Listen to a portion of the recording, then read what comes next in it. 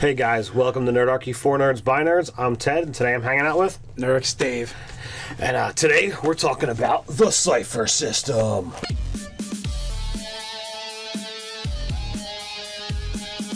Drop down the description below where you can find Nerdarchy the newsletter, gain RPG tips, as well as learn how to game with Nerdarchy. Woo! Alright, so the Cypher System, we've been talking about it on our channel a little bit here and there. We've got a couple gameplays going, and we figured it's time to delve into the book, show you guys what it's about, talk about it, If you decide that this is something you're interested in, below there you can find an Amazon link to it, which one, you'll get this sweet book, you'll get it at a reduced cost, and you also support Nerdarchy at the same time. So there's a bunch of win there. There's some really cool art in here. This is kind of showing off the fact that it really does encompass all the different kind of genres.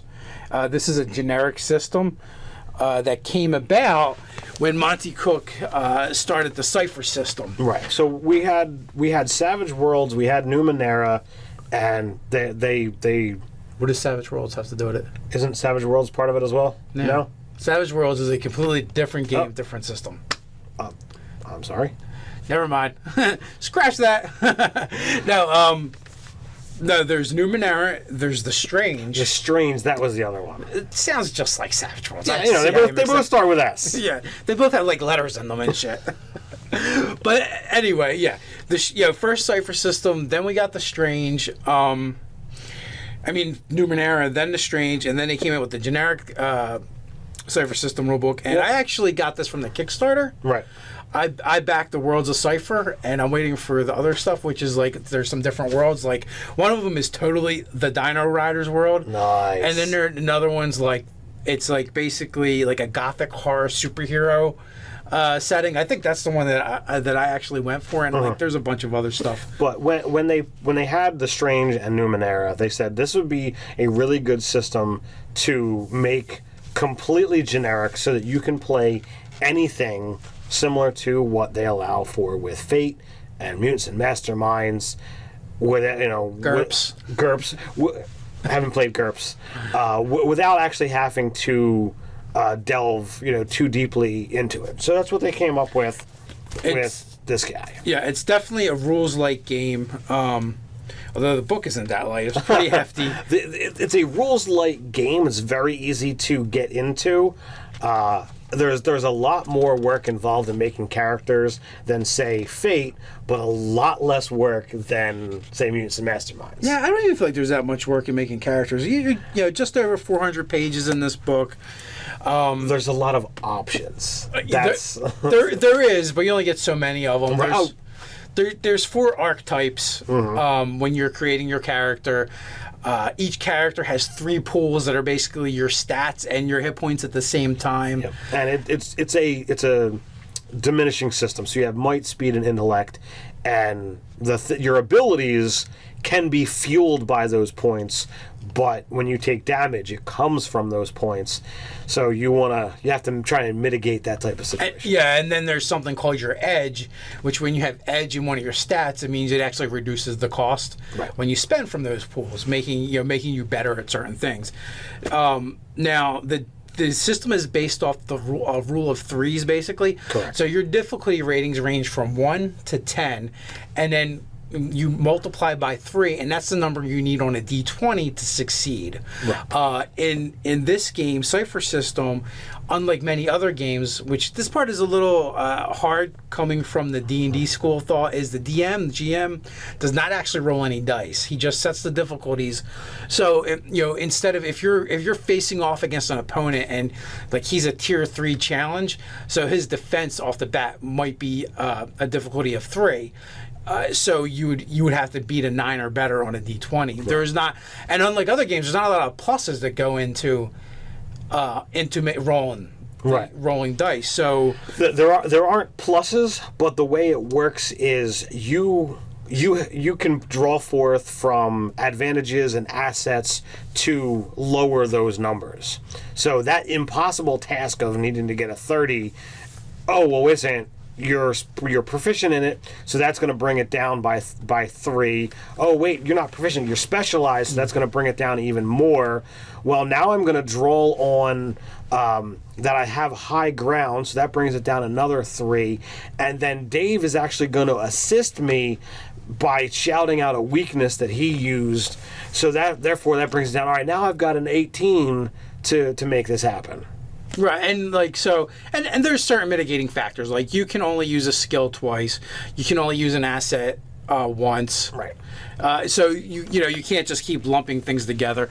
As we talk about it, I'm going to pull out pieces of art to just show off that's from the books.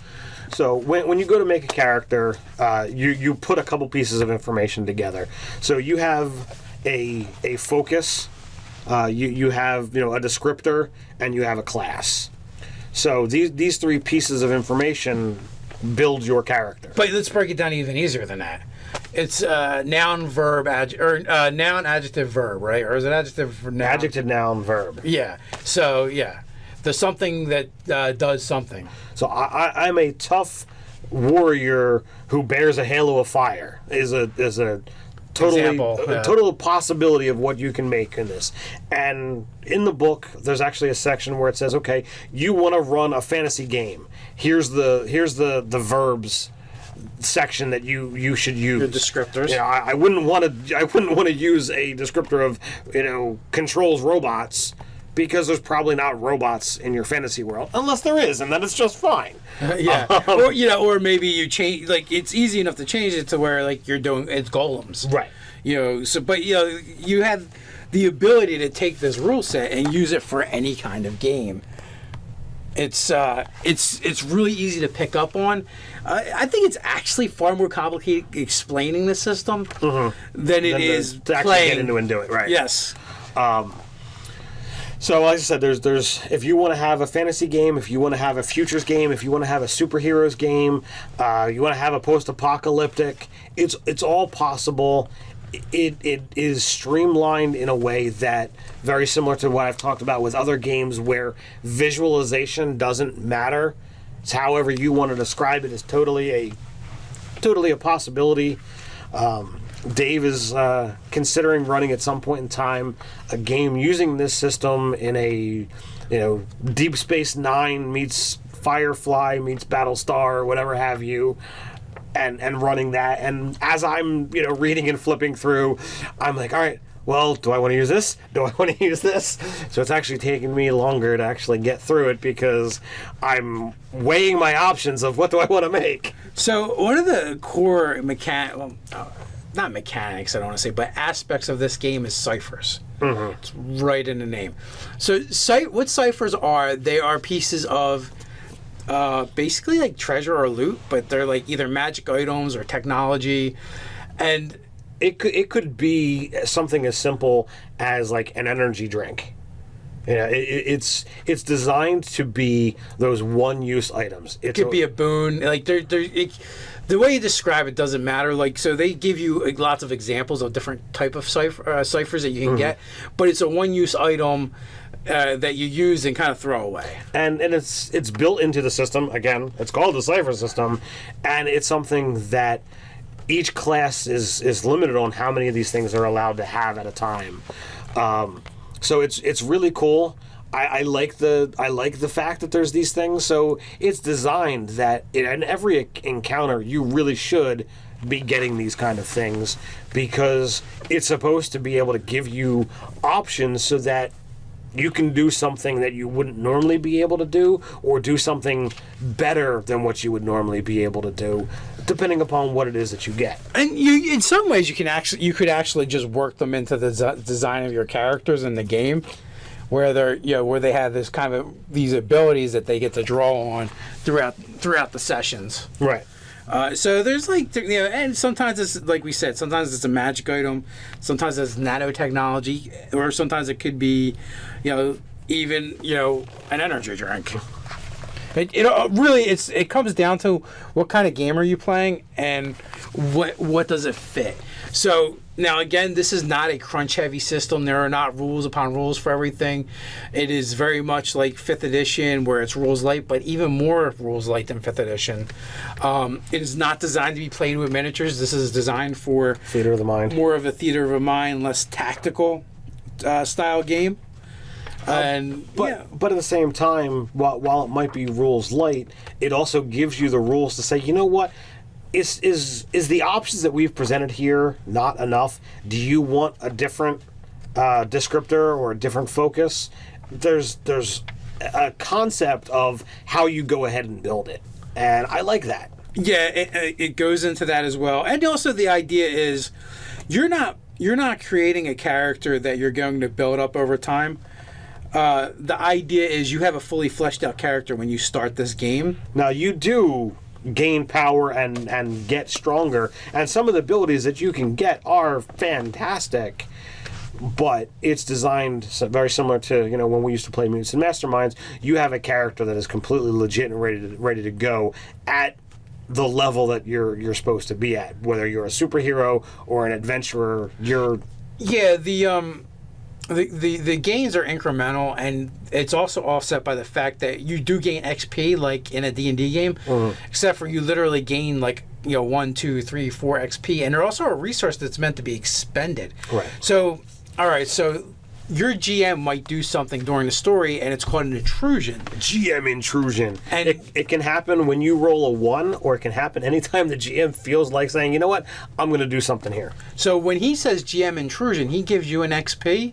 If you accept it, he gives you an XP, 2 XP. 1 to keep and 1 to give away to another player. And then something bad happens, or interesting, in the game. Or if you have XP, you can say, here is my 1 XP.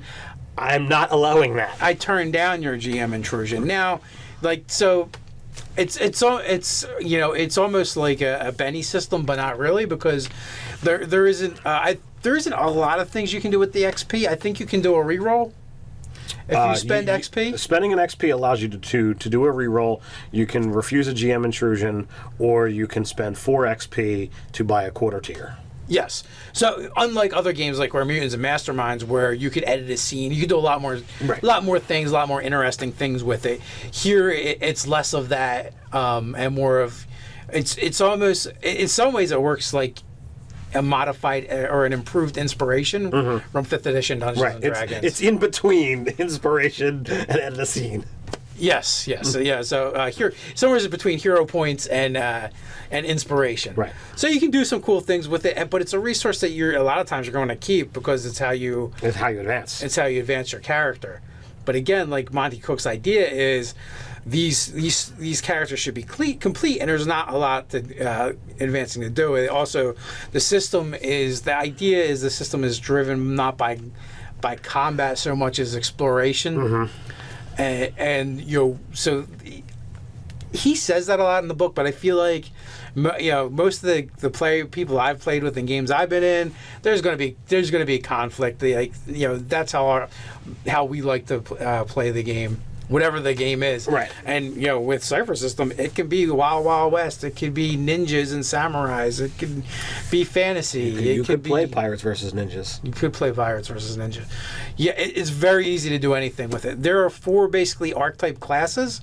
And you can pretty much guess what they are. Well, yeah, you have a warrior, which I don't think I have to explain. You have the explorer, which basically is your skill character. Right. You have the speaker, which is your face character. Your charisma-driven person. Yeah, and your adept, which is your spellcaster. Your spellcaster, unless there aren't spells in your world, in the genre you're playing, and then it actually becomes something else. Right. It could be technology or whatever. Could be technology. Could be psionics. However. And they also have something called flavors, where that's basically where it lets you interchange certain abilities from your core class, I guess, or archetype, in and out, to change it up and monkey with it and make it a little bit different. Especially, like, for instance, if you're an adept and you're playing in a futuristic game, you might change that out for technology.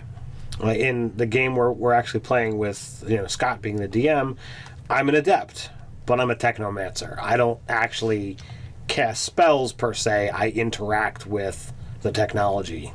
So. Right, and I'm also an adept, but I use, I basically all of my like quote unquote spells are all I'm playing a rigger. So you use drones. So I use drones, so it's just kind of reflavored. Although Scott has done a highly modified version of Cypher System, and it's not actually, it's a fun game to play in, but it's not a good example of Cypher System if you're watching those games, because the actual game itself, the way it's designed, runs a little bit different. Scott has done a lot of tinkering with it. He's got his own level of Tinker Gnome. Yeah, and that being said, we also ran for the Black Tribbles, a local Philadelphia podcast, Star Wars versus Star Trek. Scott Garrity pretty much put everything together, and he modified it the other direction. Yeah, made it even simpler so that they could have this player versus player. And in case you were wondering, Star Trek won. They did. It started off going really well for Star Wars, and Star Wars basically went south when the Ewoks showed up. That's all I gotta say. Hopefully, at some point, we'll have audio and video of that stuff. But that being said, you can do pretty much anything with Cypher System. Yes, I would rule out the pretty much. I think you could do any kind of game with Cypher. Well, you can't play a crunch heavy game. I meant thematically. Yeah, genre. You can do any kind of genre. It's a solid system. I really want to play. I want to run some stuff out of this. I just need more time. I know from Nine of the Nag, Christopher Evans on our recommendation had picked up Cypher System for a game that he'd been putting together. Nice. And so definitely head over to Amazon and pick this up if you want something a little bit different than what you've been playing, or maybe you have an idea for a game but you're not sure what system to play it in. You can probably make it happen in Cypher System.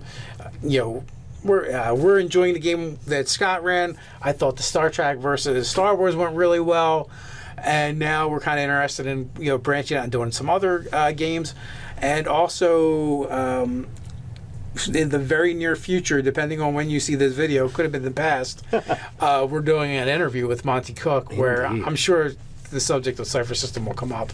Absolutely. So guys, are you playing Cypher System, Numenera, or The Strange? Maybe you're a backer for The Invisible Sun. Let us know in the comments below while you're at it. Like, share, and something else. Subscribe. Yeah, that's the word. So you can hang out with us over on nerdarchy.com. So until next time, stay nerdy.